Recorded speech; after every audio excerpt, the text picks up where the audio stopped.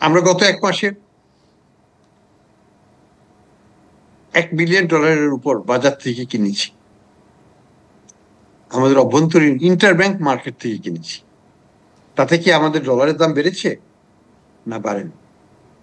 আমরা কি ডলার বিক্রি করেছি গত 1 বছরে? 1 বছরের উপর হয়ে গেল আমি এই পদে এসেছি, একটা ডলারও কিন্তু আমরা রিজার্ভ থেকে বিক্রি করিনি।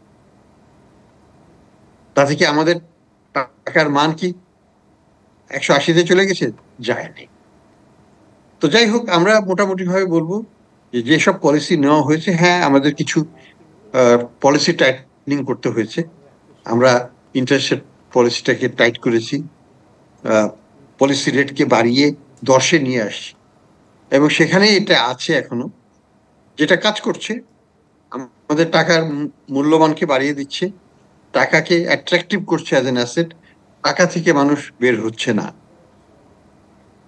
দেশে ডলারের সংকট নাই, কিন্তু টাকার একটা সংকট আছে, অর্থাৎ টাকা অনেক মূল্যবান।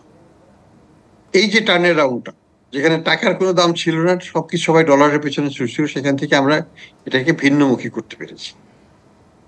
এটা কিন্তু একটা বিশাল টার্নের রাউন্ড। তো যাই হোক, আমি যেটা বলবো যে আমরা স্থিতিশীলতাটা ফিরিয়ে আনতে পেরেছি।